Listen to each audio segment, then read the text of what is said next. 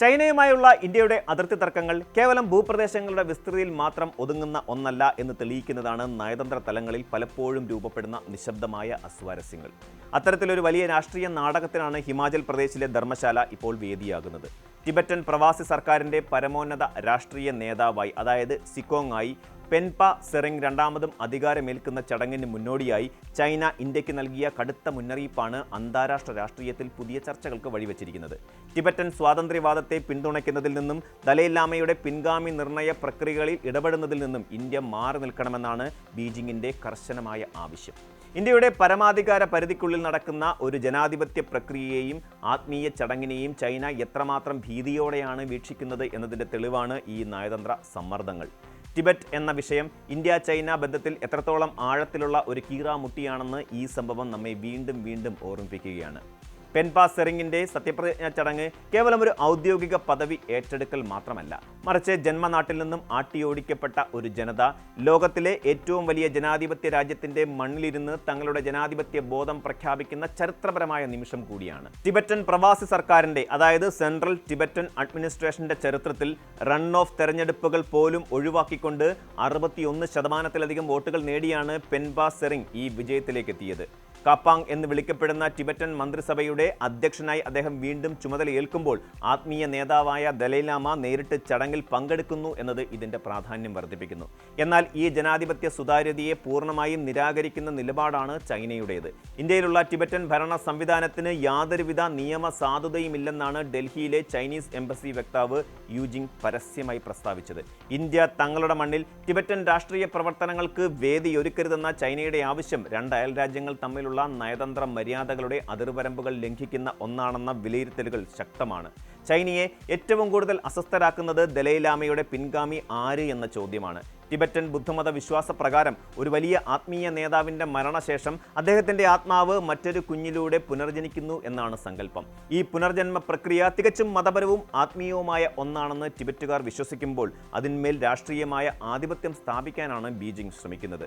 ദലൈലാമയുടെ പുനർജന്മം Chinese സർക്കാരിൻ്റെ നിയമങ്ങൾക്കും അനുമതികൾക്കും വിധേയമായി മാത്രമേ നടക്കാവൂ എന്ന വിചിത്രമായ വാദമാണ് അവർ മുന്നോട്ട് വയ്ക്കുന്നത്. ഇതിന് പിന്നിൽ വ്യക്തമായ രാഷ്ട്രീയ താൽപ്പര്യങ്ങളുമുണ്ട്. നിലവിൽ 14ാമത് ദലൈലാമയ്ക്ക് ശേഷം ചൈന തങ്ങൾക്ക് വിധേയനായ ഒരു പിൻഗാമിയെ വാഴിക്കാൻ ശ്രമിച്ചാൽ അത് ആഗോളതലത്തിൽ ടിബറ്റൻ ജനതയുടെ പ്രതിരോധത്തിന്റെ വീര്യം കെടുത്തും എന്ന് ചൈന കണക്കുകൂട്ടുന്നു. എന്നാൽ ചൈനയ്ക്ക് ഇതിൽ യാതൊരു പങ്കുമില്ലെന്ന് ദലൈലാമ പലതവണ വ്യക്തമാക്കിയിട്ടുമുണ്ട്. ഈ പശ്ചാത്തലത്തിലാണ് ഇന്ത്യ ഈ വിഷയത്തിൽ ഇടപെടരുത് എന്ന ചൈന മുന്നറിയിപ്പ് നൽകുന്നത്.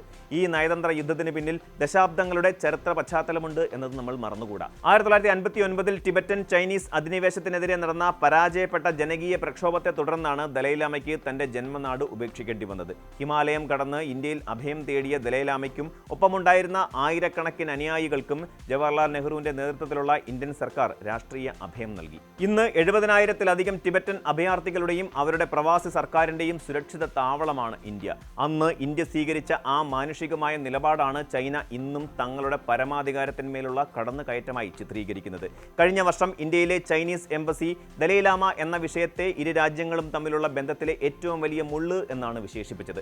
ചരിത്രപരമായ ഈ മുറിവുകൾ ഇപ്പോഴും ഉണങ്ങിയിട്ടില്ല എന്ന് മാത്രമല്ല, അത് കൂടുതൽ വഷളായിക്കൊണ്ടിരിക്കുകയാണെന്നും നിലവിലെ സാഹചര്യങ്ങൾ വ്യക്തമാക്കുന്നു. ഇന്ത്യൻ വിദേശകാര്യ വിദഗ്ധരുടെ വിലയിരുത്തൽ പ്രകാരം ദലൈലാമയുടെയും ടിബറ്റൻ പ്രവാസി സർക്കാരിൻ്റെയും ഇന്ത്യയിലെ സാന്നിധ്യം ചൈനയ്ക്കെതിരെയുള്ള ഇന്ത്യയുടെ ഏറ്റവും വലിയ തന്ത്രപ്രധാനമായ ആയുധമാണ്. ചൈന അതിർത്തികളിൽ ഇന്ത്യൻ ഭൂപ്രദേശങ്ങളിലേക്ക് കടന്നു കയറാൻ ശ്രമിക്കുമ്പോഴൊക്കെ ടിബറ്റൻ കാർഡിനെ ഒരു പ്രതിരോധ മതിൽ പോലെ ഉപരോധിക്കാൻ ഇന്ത്യക്ക് സാധിക്കാറുണ്ട്. ചൈനയുടെ വൺ ചൈന പോളിസിയെ, അതായത് ഏക ചൈന നയത്തെ ഇന്ത്യ തത്വത്തിൽ അംഗീകരിക്കുന്നുണ്ടെങ്കിലും ചൈന ഇന്ത്യയുടെ അതിർത്തികളെയും പരമാധികാരത്തെയും ബഹുമാനിക്കാത്തിടത്തോളം കാലം ഇന്ത്യക്ക് ടിബറ്റൻ ജനതയോടുള്ള സമീപനത്തിൽ മാറ്റം വരുത്തേണ്ടതില്ല എന്ന ശക്തമായ ചിന്താഗതി ഇന്ത്യൻ നയതന്ത്രജ്ഞർക്കിടയിലുണ്ട്. ധർമ്മശാലയിലെ ഈ രാഷ്ട്രീയ ചടങ്ങുകൾക്ക് ഇന്ത്യ നൽകുന്ന നിശബ്ദമായ പിന്തുണ ബീജിംഗിനുള്ള വ്യക്തമായ ഒരു സന്ദേശമാണ്. തങ്ങളുടെ ആഭ്യന്തര കാര്യങ്ങളിൽ ഇന്ത്യ ഇടപെടുന്നു എന്ന് ചൈന ആരോപിക്കുമ്പോൾ ഇന്ത്യ സ്വന്തം മണ്ണിലെ ജനാധിപത്യ മൂല്യങ്ങളെയും അതിഥികളെയും സംരക്ഷിക്കുക മാത്രമാണ് ചെയ്യുന്നതെന്ന മറുവാദമാണ് അന്താരാഷ്ട്ര തലത്തിൽ ഉയരുന്നത്. ചൈനയുടെ ഈ കടുത്ത നിലപാടുകൾക്ക് പിന്നിൽ മറ്റൊരു ആഗോള നയം കൂടിയുണ്ട്. ടിബറ്റൻ നേതാക്കൾക്ക് അന്താരാഷ്ട്ര തലത്തിൽ, പ്രത്യേകിച്ച് പാശ്ചാത്യ രാജ്യങ്ങളിൽ നിന്ന് ലഭിക്കുന്ന വർദ്ധിച്ചു വരുന്ന പിന്തുണ ചൈനയെ ഭയപ്പെടുത്തുന്നു. ഉദാഹരണത്തിന് അമേരിക്കൻ സെനറ്റർ മാർക്കോ റൂബിയോ ഡൽഹിയിൽ നടത്തുന്ന സ്വാതന്ത്ര്യ ദിന ചടങ്ങിലേക്ക് പെൻപ സെറിംഗിനെ ക്ഷണിച്ചതുപോലെയുള്ള സംഭവങ്ങൾ ചൈനയുടെ ഉറക്കം കെടുത്തുന്നതാണ്. ടിബറ്റൻ വിഷയം അന്താരാഷ്ട്ര വേദികളിൽ സജീവമായി നിലനിർത്താൻ ഇത്തരം കൂട്ടായ്മകൾക്ക് സാധിക്കും. ഭൂമിശാസ്ത്രപരമായി തന്ത്രപ്രധാനമായ ഒരു പ്രദേശത്തെ തങ്ങളുടെ പൂർണ്ണ നിയന്ത്രണത്തിൽ നിർണായകമായി നിലനിർത്താൻ ചൈന ആഗ്രഹിക്കുമ്പോൾ പ്രവാസി സർക്കാരിന്റെ ആഗോള സമ്പർക്കങ്ങൾ അവർക്ക് വലിയ വെല്ലുവിളിയാണ് ഉയർത്തുന്നത്. അതിനാൽ ഇന്ത്യ ഇത്തരം വേദികൾക്ക് തങ്ങളുടെ മണ്ണ് വിട്ടു നൽകുന്നത് തടയാൻ ചൈന തങ്ങളുടെ നയതന്ത്ര സ്വാധീനം പരമാവധി ഉപയോഗിക്കുന്നു. യഥാർത്ഥത്തിൽ ചൈനയും ഇന്ത്യയും തമ്മിലുള്ള ഈ തർക്കം കേവലം രാഷ്ട്രീയ അധികാരത്തിൻ്റെത് മാത്രമല്ല, മറിച്ച് രണ്ട് വ്യത്യസ്തമായ ലോകവീക്ഷണങ്ങൾ തമ്മിലുള്ള പോരാട്ടമാണ്.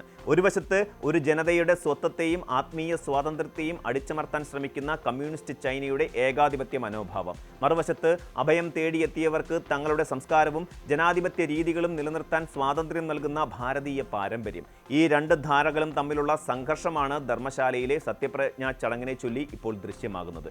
ഇന്ത്യ മുൻകാലങ്ങളിൽ നൽകിയ നയതന്ത്ര വാഗ്ദാനങ്ങൾ പാലിക്കണമെന്ന് ചൈന ഓർമ്മിപ്പിക്കുമ്പോൾ ഉഭയകക്ഷി ബന്ധങ്ങൾ സുഗമമായി മുന്നോട്ട് പോകണമെങ്കിൽ പരസ്പര ബഹുമാനം അനിവാര്യമാണെന്ന നിലപാടാണ് ഇന്ത്യ ഉറച്ചു നിൽക്കുന്നത്. ഹിമാലയൻ അതിർത്തികളിലെ സൈനിക വിന്യാസത്തെക്കാൾ അപകടകരമായ ഒരു നയതന്ത്ര യുദ്ധമുഖമാണ് ടിബറ്റിന്റെ പേരിൽ ഇന്ത്യക്കും ചൈനയ്ക്കുമിടയിൽ ഇപ്പോൾ തുറക്കപ്പെട്ടിരിക്കുന്നത്. വരും ദിവസങ്ങളിൽ പെൻപാ സെറിങ്ങിന്റെ നേതൃത്വത്തിലുള്ള പ്രവാസി സർക്കാർ കൈക്കൊള്ളുന്ന തീരുമാനങ്ങളും അതിനോട് ഇന്ത്യയും ചൈനയും എപ്രകാരം പ്രതികരിക്കുന്നു എന്നതും ഏഷ്യൻ ഭൂരാഷ്ട്രത്തിന്റെ ഗതി നിർണ്ണയിക്കുന്നതായിരിക്കും. ചൈനയുടെ ഭീഷണികൾക്ക് വഴങ്ങി ടിബറ്റൻ ജനതയെ കൈവിടാൻ ഇന്ത്യ തയ്യാറാവില്ല എന്ന സൂചനയാണ് നിലവിലെ സംഭവ വികാസങ്ങൾ നൽകുന്നത്. പരമാധികാരവും ആത്മീയതയും ജനാധിപത്യ അവകാശങ്ങളും പരസ്പരം കെട്ടുപിണഞ്ഞു കിടക്കുന്ന ഈ ആഗോള പ്രതിസന്ധി വരും വർഷങ്ങളിലും ഇന്ത്യ ചൈന ബന്ധങ്ങളിലെ ഏറ്റവും സങ്കീർണമായ അധ്യായമായി തുടരുമെന്നതിൽ യാതൊരു സംശയവുമില്ല. കൂടുതൽ വാർത്തകൾക്ക് news 18 Keralam YouTube channel subscribe ചെയ്യുക.